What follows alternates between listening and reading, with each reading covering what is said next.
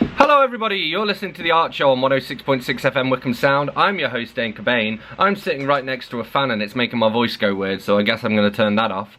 And welcome to The Art Show. This is the weekly radio show where we chat about the local arts news. We have a different guest on each week. We head over to the Rhylight Zone for a short story and or some poetry. We catch up with Twangling Jack Ford over in the Ilk Shed for a weekly album review. And we play local, unsigned and independent music. As always, you can find us on Facebook. If you search for The Art Show on Wickham Sound, you should be able to find us. You can also email me here at the studio on dane.cobain@wickhamsound.org.uk. That's dane.cobain @wickhamsound.org.uk. I'm particularly keen to hear from poets, performers, musicians, anybody who might be a good guest, anybody with MP3s to share. Don't hesitate to get in touch. We are on normally at 7 PM on Tuesdays here in High Wycombe. With the football happening, we now have like live commentary from Wycombe Wanderers games. So if they're playing on a Tuesday night, it means we're on the Wednesday instead. So just sort of, you know, keep your eyes peeled for that. And yeah, we're also repeated on Monday nights on Wickham Sound. We're on the Wickham Sound Listen again, iTunes, Spotify, and wherever else you get your podcast. Alright, so it's time for us to head over to the Rhylight Zone. And this week we are continuing formally The Rise and Fall of a Social Network by myself, Dane Cobain. We're serialising this over a few shows. You can catch up with previous parts on the Listen again. This is Chapter 3 of formally The Rise and Fall of a Social Network. Chapter 3. I didn't speak to Sarah for 4 days after that. She stayed away from the flat and blanked me on Facebook and Twitter. She didn't reply to my 2 tentative emails, nor to my calls or my texts, so I finally got the message and left her to it. It wasn't the first time that this had happened. Sarah had always been unpredictable, ever since university when she'd missed a semester to go travelling in India and ended up working in an Australian dive bar. She came back from Australia with her tail between her legs and then promptly went missing again. This time she was picked up by the police, stumbling drunkenly along a dual carriageway at 4 o'clock in the morning. That was when her doctor suggested counselling, but she didn't go for it. Instead, she took the mood stabilisers he offered her and tried to get on with her life.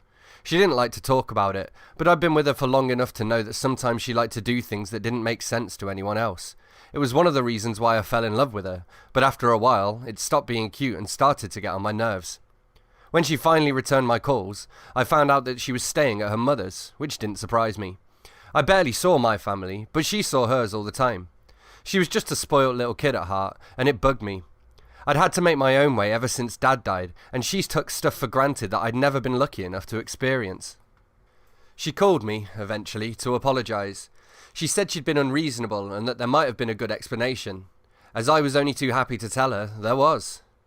"Oh," she replied. I was under the impression that I was single. Still, no real harm done. And that was that. She wouldn't say any more on the subject.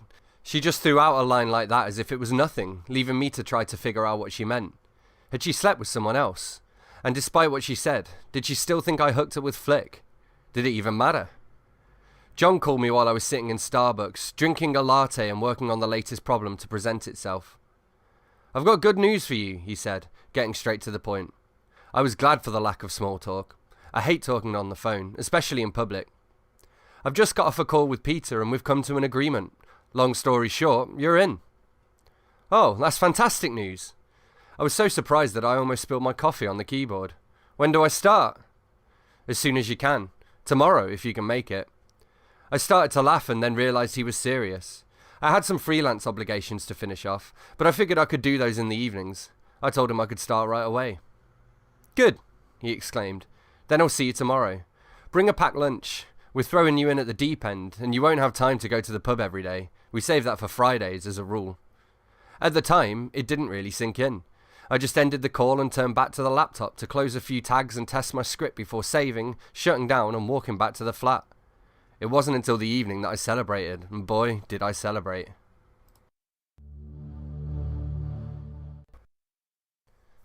So that was how I came to start my new job on 4 hours of sleep, nursing a hangover with a 5 o'clock shadow. Still, I got there at 9 on the dot and was greeted by John, the young founder, who was wearing a pair of white Reebok Classics and a fluffy pink dressing gown, holding a steaming cup of coffee to ward off the autumnal chill. "You're early," he said, stepping aside so I could enter the office. It looked cleaner than before, suspiciously so. "You said to be here at 9, I reminded him, pointing at the time on my iPhone. "Yeah," John said, shrugging, "but I'm used to people running an hour late. We usually start around 10 and we finish when we're finished. Come on in, though." I stepped over the threshold and debated whether to take my shoes off. Was I a guest, or did I live there now? In the end, I followed John's lead and left them on, then walked into the living room after a moment's hesitation. "What's with the dressing gown?" I asked. John shrugged. "I have bigger things on my mind than the clothes I wear," he replied. "I see," I said. "And what about the sudden cleanliness? Last time I came in here, it looked like the big bad wolf had been trying to blow the house down." John laughed, pausing slightly before replying. "We might be coming into some money," he explained carefully. "That's why we're hiring you. We decided to get a cleaner too. God knows this place needs a good scrubbing." "It looks like someone lives here," I told him. "They do," he replied. "I live here, and so does Kerry. Peter does too when he's around. He's got a mattress in the boardroom, which happens to look suspiciously like a living room. At times, you'll feel like you live here too." "I'll make myself at home then. Where do you want me?" "Just sit yourself down there," he said, directing me to a low sofa opposite a TV set. I recognised it as the sofa where Kerry had lain comatose at the start of my first interview. It was vacant now, but it smelled like a locker room and sank down beneath me when I sat on it. Unperturbed, I logged onto the wireless with a password that Peter shouted through from the kitchen.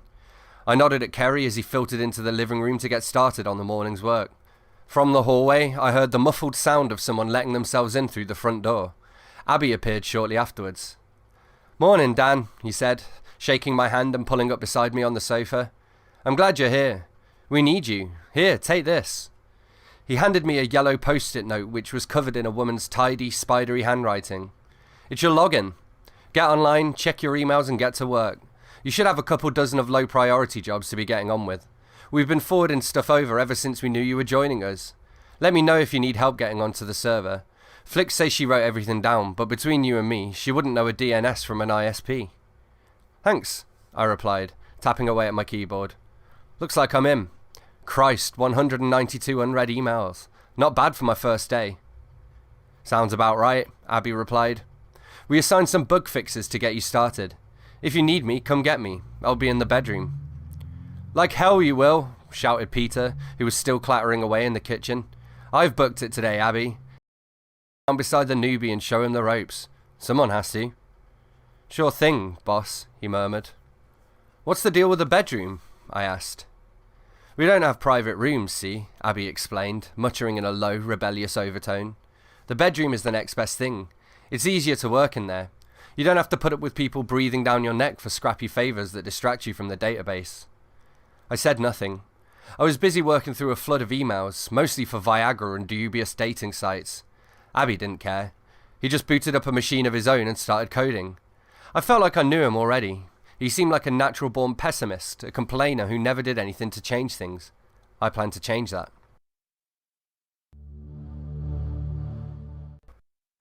Throughout the morning, we worked in silos, with each of us doing our own thing while Abby streamed hip-hop from his iPhone. Every time I had a question, I only got half an answer, and it didn't take me long to realise I was in over my head. Something strange was going on. I could sense it. John wanted me to work on isolated chunks of code, slotting variables into place in a front-end design that Kerry had sent over. They had a strange way of working, and it bothered me. John and Peter came up with the designs and functionality and then filtered them down in a collection of meta scripts, cryptic sketches, and hand-drawn diagrams. Kerry created the visuals, Abby built the database and coded the PHP, and I brought the two together, slotting variables into place like a paint-by-numbers. It was crazy, really. Everything took twice as long, and there was no need for it. In fact, I confronted John about it in the kitchen when the others were out of earshot. "So what gives?" I asked. "Abby won't even talk about it. He just says it's the way things have always been done." "Abby said that, did he? I wonder. I presume you're talking about our unique way of working." "Damn right," I replied, feeling flustered. I didn't want to lose the gig, but I already knew that they needed me. When I lifted up the bonnet, it was a mess, just like John had told me. I figured I could afford to ask a few questions. "How can we work in silos? You know damn well that we could work more efficiently if you didn't try to hide the way the site works." "We have our reasons," he replied cautiously.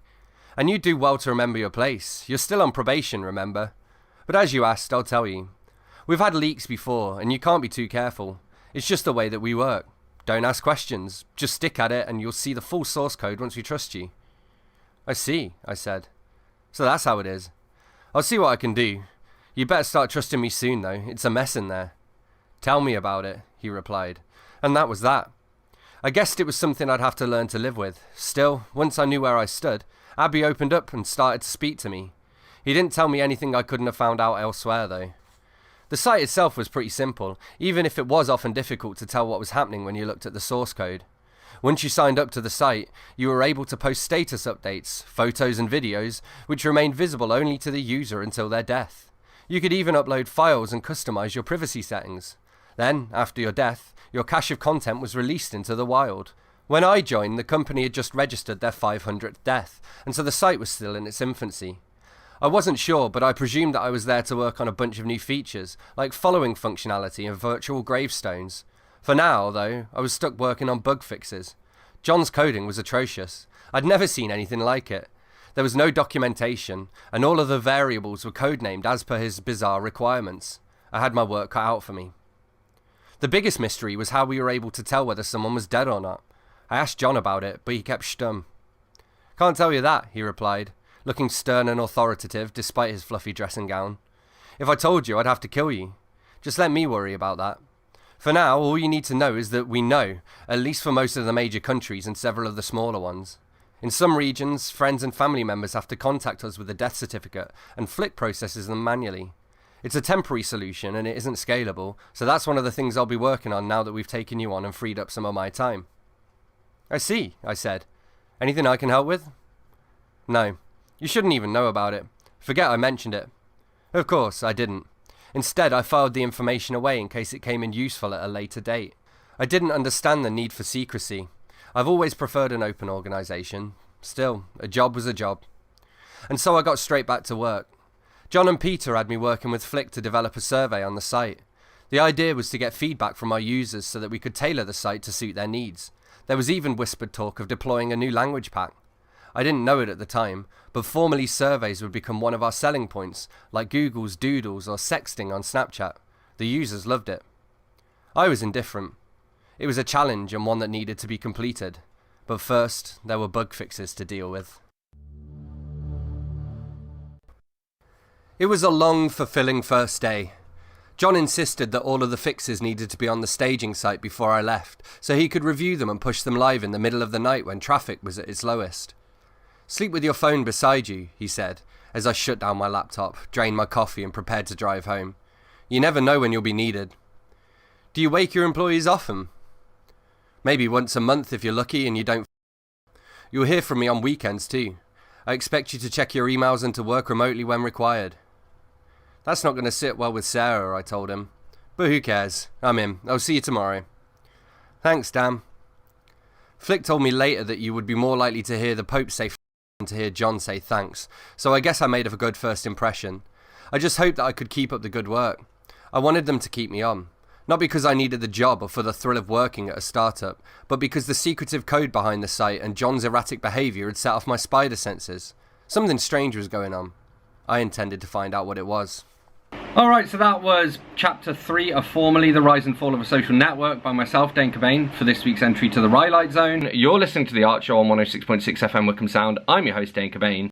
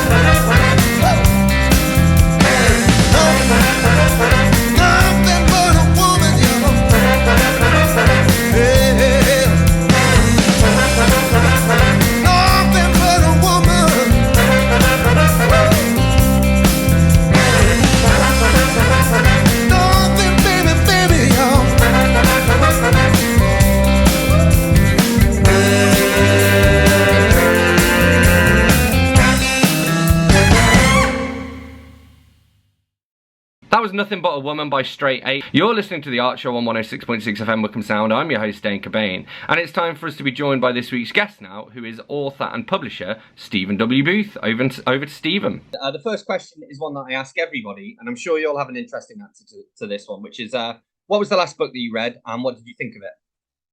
What was the last book that I read, and what did I think of it? I have, does one I'm reading right now count? Because that's the one I would have to answer. Yeah. I'm reading The Dinosaur Heresies by Bob Baker. Cool. It's probably about 25 years old, and it's just Bob Baker is a paleontologist who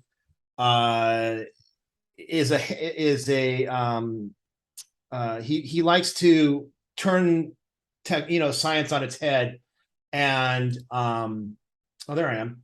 It likes to turn science on its head and declare things like dinosaurs were warm-blooded and they had feathers, and there's all the standard paleontology is bunk, and that's where I am right now with my reading. So I just decided to do something a little bit unusual today, or this last week rather.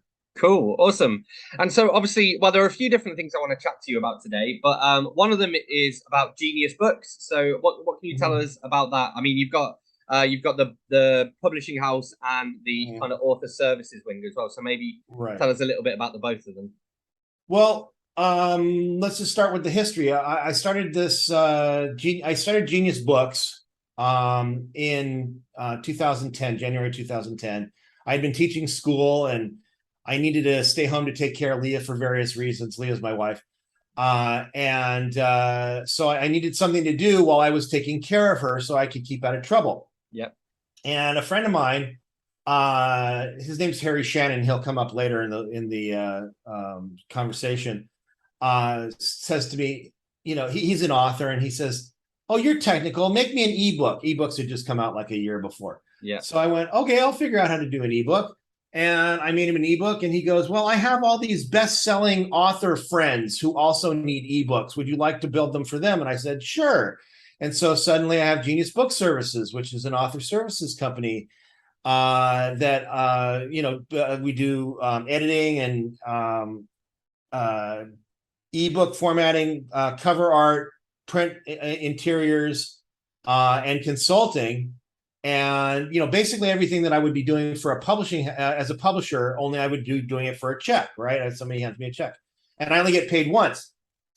And that's actually how I got into publishing, is because one of these best-selling author fellows, I did an ebook for him, and I made a little mistake. It was some technical thing that came up, and he calls me on the phone. He's screaming at me, "I sell 500 copies of this thing a day, and you made a mistake in this, and you need to fix it." And I said, "Calm down.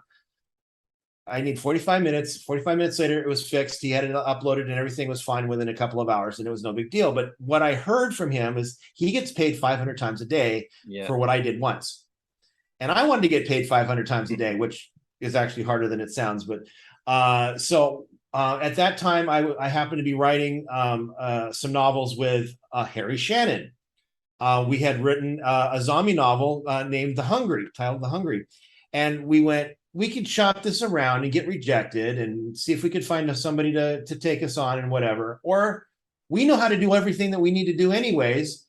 Why don't we just publish it ourselves? It's not that hard. All we have, the difference is, instead of somebody giving me a check, I do it in my own investment. And we do our own marketing. That's the difference between author services and being a publisher. So we put the book up. And I figured if I was going to screw somebody's book up, I wanted to do it on mine instead of somebody else's. And so we put it up, and we didn't screw it up. And so we became Genius Book Publishing, and it was lovely. And that was in August of 2011. So I guess that's 11 years as of last month, or this month, excuse me, as of this month. So pretty exciting stuff. Awesome. Cool. And there's a few bits there that we're gonna come back to later on. So including the hunger, for example. But I wanted to know, and you mentioned this, or you kind of alluded to this, but who else is on the team with you at Genius? At the moment, there's myself and my wife Leah. She is our chief organizing officer. We instead of chief operating officer, she's our chief organizing officer and our editor in chief. And she's also our submissions editor. So if anybody's submitting a book to us, it goes through her. We did have a staff of one. Her name was Sabrina Lee, and we had her for about a year, but then she moved to Madrid, Spain to teach English to people in Madrid, Spain. And so therefore we became just a 2-person operation again. So awesome. Cool. And so I wondered if you could tell us about a few of the different authors that you work with. So who are on your books, so to speak, some of the different authors. Well, let's see. Just to kind of give you an idea, the first guy we published beyond myself and Harry is an author named David Dane, and he's notable for not only being an ex-paratrooper and chief of police of a small town in New Jersey, but he's also in Ellery Queen Mystery Magazine like every other month. Cool. Which I don't know if you have that in the UK, but it's basically short stories about true crime or crime and stuff like that, mostly fiction. Yeah. So we're actually publishing several of his books now, including 4 collections. We just launched one of his collections a couple of weeks ago. He's great. We had for a while we had an author named Dr. Al Carlisle. He was actually the psychologist who was tasked with determining whether or not a young man named Ted Bundy was violent after he got convicted of trying to kidnap a woman named Carol DeRanche back in 1975. And it turns out that Ted Bundy was violent and they kept him in jail and so on. And now everybody knows that story. Yeah. We had his books until from about 2013 until 2018 when he passed away, and his books reverted back to his daughter, who's also a publisher, or she is now anyways. Who do we have? We have one of our favorite books right now is by 2 authors, Ralph Sutherland and Harold Sherrick. They were involved with the bootleg record industry back in Los Angeles in 1969 through 1976, and they did they knew the guy who actually was doing it, who we call Pigman, because the logo of trademark equality, that's what the book is about, is the pig. He's that's one of our best-selling books right now. It's this beautiful lush A4 sized book on the entire history of bootleg records from the point of view of trademark equality. Who else do we have right now? We have I'd have to look at my list. We have we're just publishing a book by one of the DJs at KNAC Los Angeles FM, which is one of the first heavy metal rock stations back in the 80s and 90s. It's his memoir, or whatever we want to call it. That's coming out in a couple of months. Oh my! I have to look at my list. Oh, we have a book about by an author named Tony Reed, who's a private investigator and appeals attorney, who wrote a book about Joseph D'Angelo, who's now known as the Golden State Killer, although that's really not what he's called. That was just a brand name that somebody threw at him. Yeah. His book, 12/26/75, is about how Joseph D'Angelo could have been caught in 1976 if they had just stopped protecting him. Yeah. Which is what they were doing. So we have a variety of books. I can go on. We have something like 40 titles. Yeah. And those are just scratching the surface. Yeah. And of course we have you. Yeah, yeah, exactly. Coming soon, yeah. Well, I'm kind of what I think I like about that as well is there are over so many different categories as well. And I want to talk to you a little bit more about your own series. One of the things that I wondered is what was it like to co-write a book with another author? Because that's something that I've never done, and I'm always interested in hearing how people sort of approach that, Yeah, absolutely. Harry Shannon, when I first started working with him, which is like I said, around 2010, 2011, I was involved in the Horror Writers Association because of my work with the zombie novels. Mhm. And Harry Shannon is one of those guys where, you go, well, yeah, I write books with Harry Shannon. You write books with Harry Shannon? It's like having a famous dad, basically, is what it was like. But the first book was really amazing. I was a new novelist. I was just getting involved with writing short stories. The Hungry, I don't know if Dane, if you knew this, but the first 2 chapters of The Hungry were actually a single short story called Jailbreak when we first published it. And we went, what happens next? Okay, so we wrote what happens next, and we wound up writing 8 novels together, 7 of which are in the Penny Miller series, which is The Hungry. Mm-hmm. And the first book was amazing because I learned so much about the novel writing process. The second book, we actually got better at it because we knew what we were talking about. Before, we were just making it up as we went along. Yeah. By the time we got to novel number 8, it got a little bit dicey because I felt that I knew a little bit about how to write, and he still felt that I was a novice, which probably was true. It depends on who your perspective is. But after 8 novels, I felt that I should be given a little credit. And so we got to the point where we would only talk on the phone, because if we texted, we would get angry with each other. But the novels are great. And, the biggest challenge that we face right now is if we kept writing them, finding an audience. The Hungry does really well, and it's one of our best-selling books. But because it's in a series, the next book, about 50% of the people who read the first book read the second book. Yeah. After that, it's 70% for each book. But as you can see, that would be getting less and less. Mm-hmm. And our thriller, All the Devils, has not sold very well at all. I'm not going to give numbers because everybody's going to go, oh my God, that's a great number. Oh my God, that's a terrible number. It's just, there's no point in it. Yeah. But we're not happy with it. We can do better. And so we stopped writing in the thriller series because we really weren't finding the audience for it that we wanted. So, and that had to do with Amazon, because Amazon wanted us to be horror writers. So it only showed us to horror people, and it was a drag. So that's what I can tell you. Awesome. Okay, cool. And what is it about writing horror that attracts you to it, or horror as a genre, I suppose, both as a reader and a writer? Well, let me answer the question this way. I like to write action adventure. Okay, action adventure is my genre. Mm-hmm. That and cross genre PI stories, detective stories, PI stories. So we have a small town sheriff. The pitch for The Hungry is a small town sheriff gets caught up in the zombie apocalypse while wearing a wedding dress and must save the world. So we basically have all the elements that I like to write about, but then we added zombies on top of it. Harry's a horror writer from way back. But I was writing Aliens, the second movie, Aliens, with zombies. That's what I was writing. I got good and comfortable with the horror genre through that process.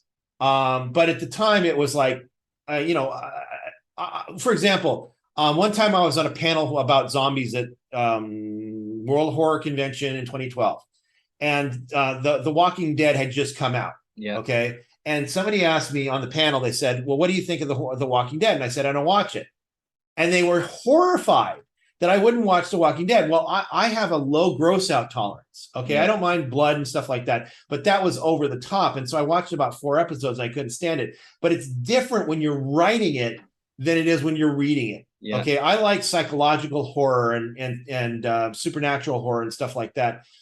Gross out horror is not my favorite thing to read, but it's fun to write. It's really amazingly fun to write. So, yeah, cool. You're listening to The Art Show on 106.6 FM Wickham Sound. I'm your host, Dane Cobain. I'm here in conversation with author Stephen W. Booth, and this is Humans Can't Reboot with Mr. Grey.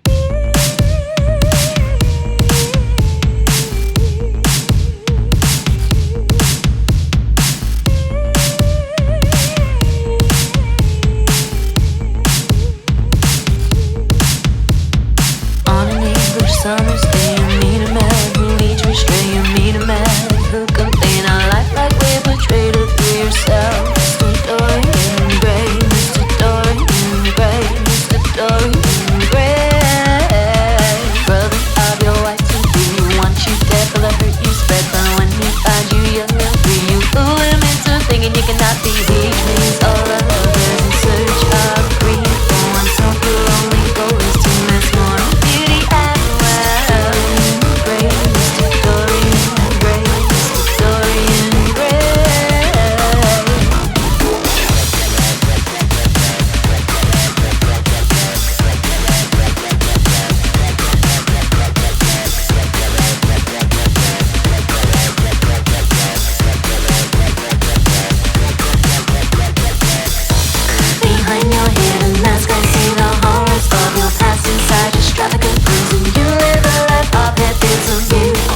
cheated your life, you murdered your best friend, and yet your portrait takes all the blame.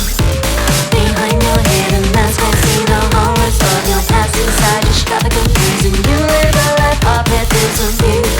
Cheated your life, you murdered your best friend, and yet your portrait takes all the blame.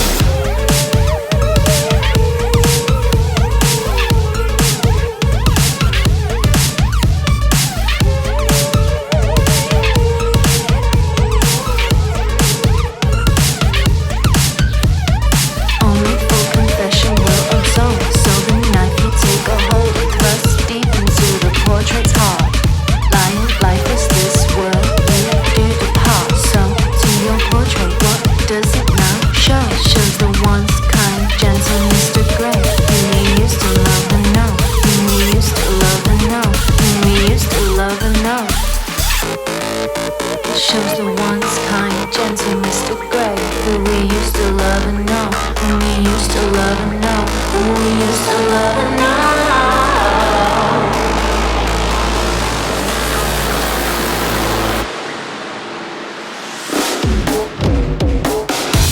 Behind your hidden mask I see the horrors of your past. Inside your extravagant prison you live a life of abuse.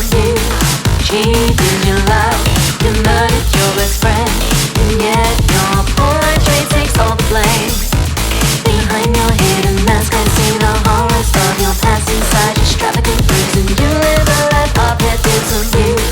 Cheated your life, you murdered your best friend, and now it's told and your name of all that remains.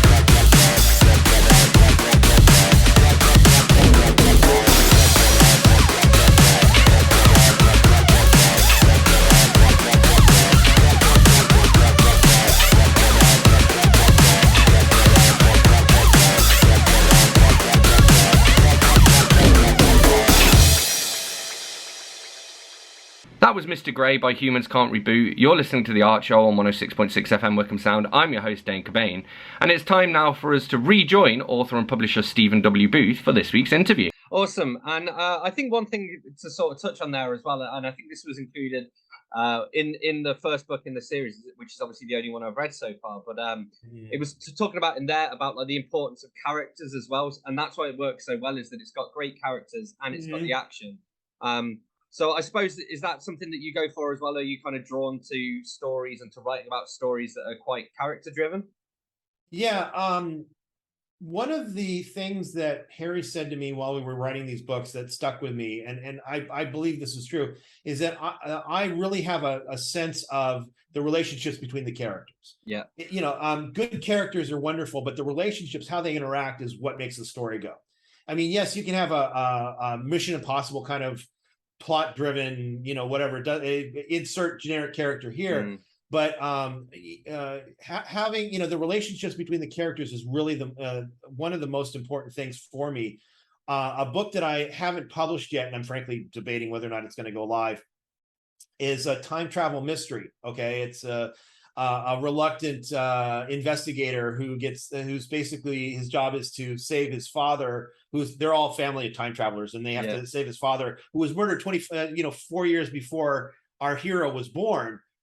But that's really not what the book is about. The book is about the relationship between the hero and his sister and the family and so on. And so writing about character and the interaction between the characters is really a big driving force in my writing. Another book that I wrote that actually got published was The Orchard. And that one was a little bit more plot driven, but I spent a lot of time figuring out how each of the relationships between the people work, and how each person interacted with the other person as far as the main characters was concerned was the driving force of the book. Yeah. So, well, you also, I suppose, even if you're writing something that is very plot driven and you're very focused on the plot, you still need to know all that stuff about the characters and what makes them tick and their motivations and that stuff. Even if you don't necessarily write it into the story, I think just knowing that as the writer, it kind of leaks through in a sense as well. I agree with that. One of my I have two. I like to compare books to movies, and some people get a little bit bent out of shape over that because books and movies are obviously two different things. But character development to me looks like this. For those of you who are familiar with two movies, Ghostbusters and Sneakers. I don't know if you've seen either of those. I'm presuming I've seen you've Ghostbusters. Yeah. Yeah. Well, Sneakers is similar in this. And do you remember the scene in the library when they're just about to meet the librarian who saw the ghost? And they said, and Bill Murray's talking to Harold Ramis's character, and he says, Egon, you know what this reminds me of? Remember that time you tried to drill a hole through your head? And Egon says, oh, that would have worked if you hadn't stopped me. That to me is the kind of relationship building that I like to do. It doesn't, you don't have to have a lot of backstory and exposition dump and whatever, just that little relationship thing going on.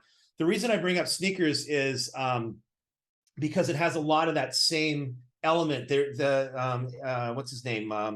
Dan Aykroyd and Sidney Poitier's character don't like each other because Dan Aykroyd's character is a conspiracy theorist and Sidney Poitier's is a CIA agent, very straight-laced. And there's a lot of back and forth with them, of their relationship. You don't actually get to see their relationship. You just get to hear about little bits of it that happened in the past that establish that character.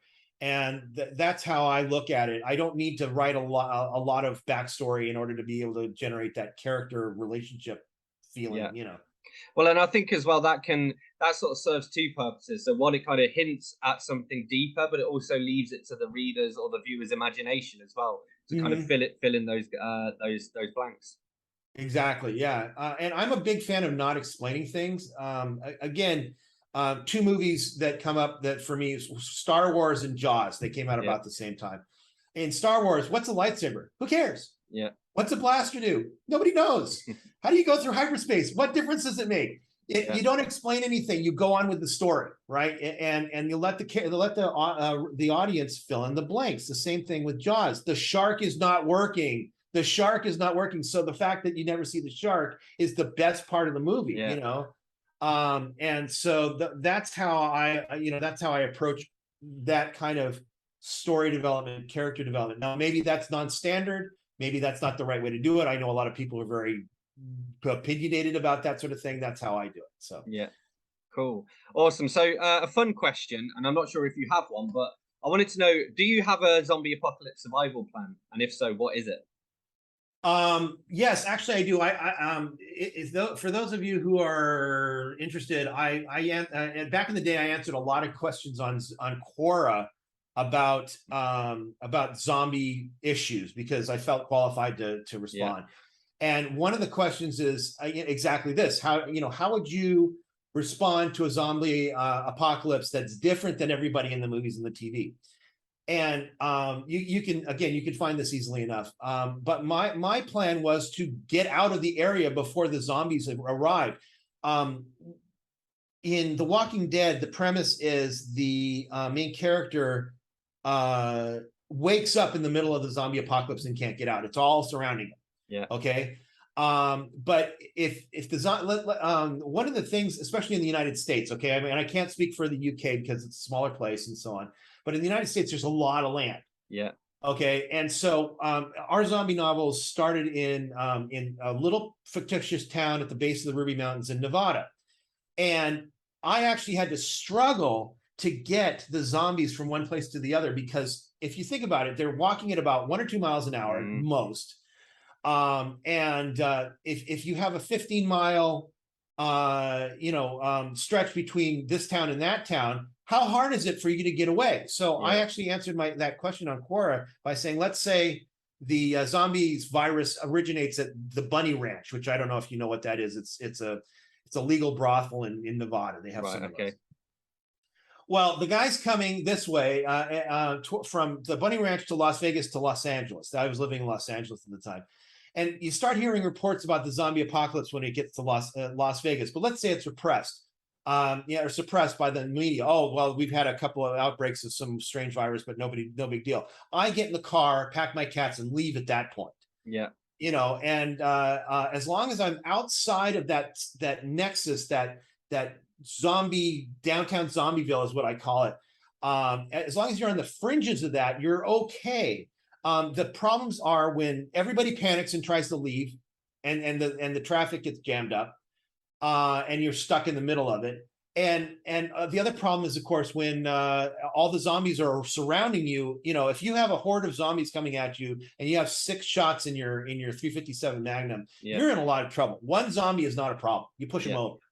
Okay, 30 zombies is a problem. 100 zombies is you're dead.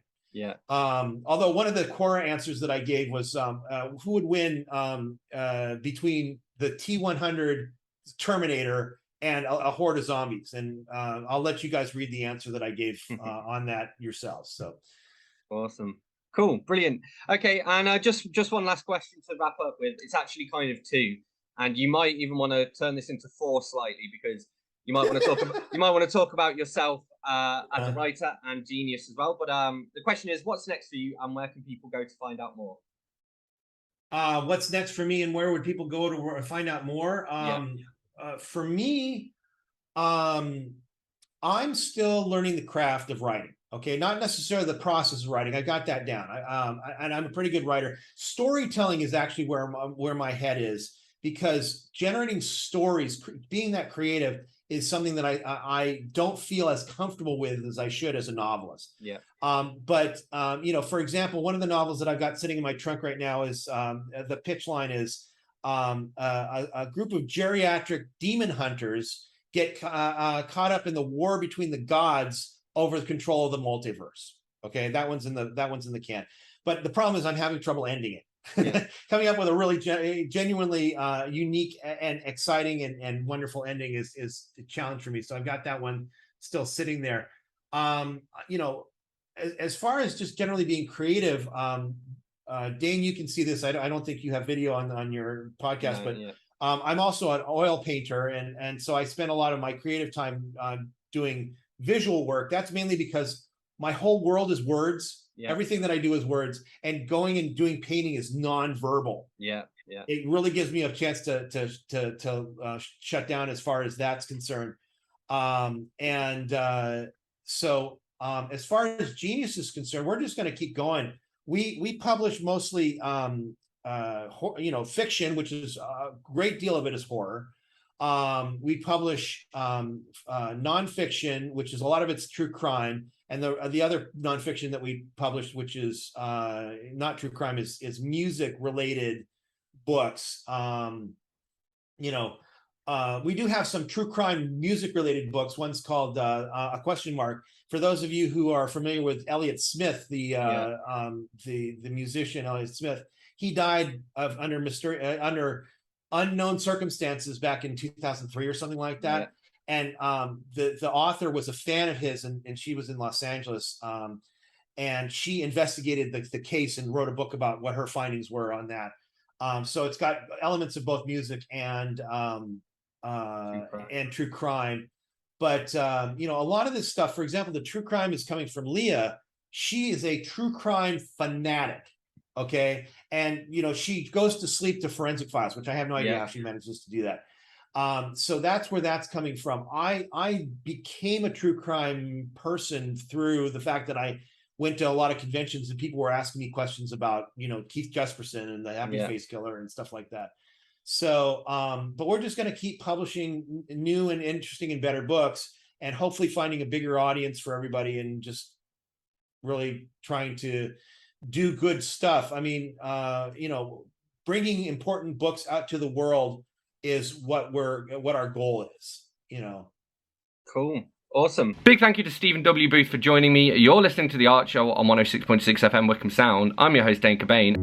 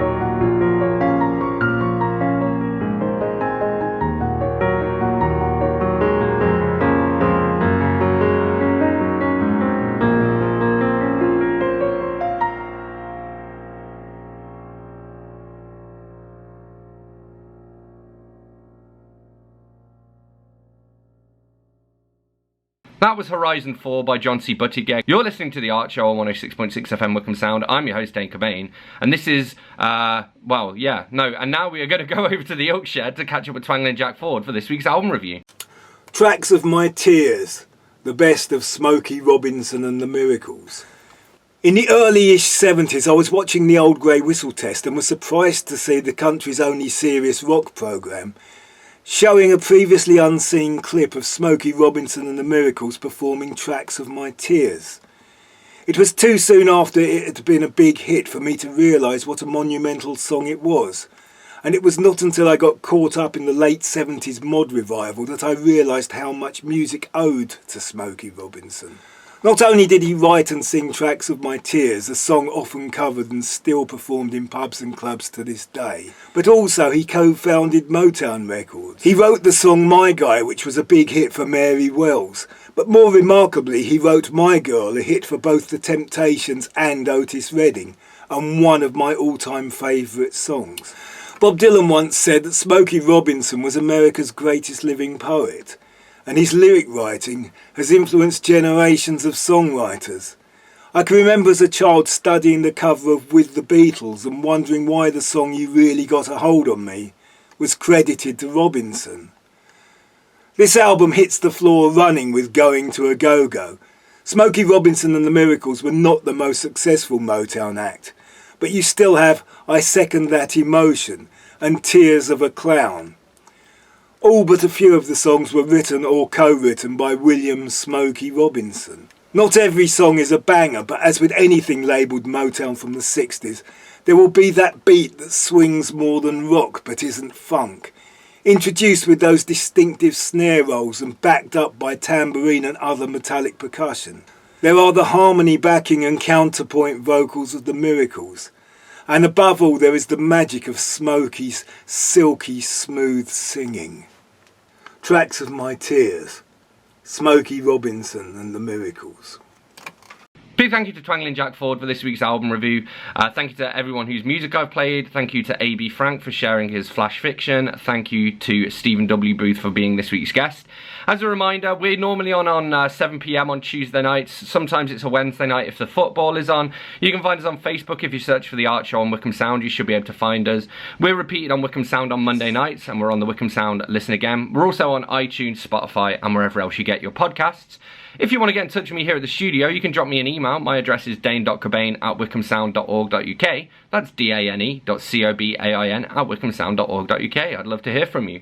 And so, without further ado, we have reached the end of this week's show. Thanks so much for listening. We've got time for one last tune, and this is Without My Addiction with Olanzapine. I'll chat to you next week.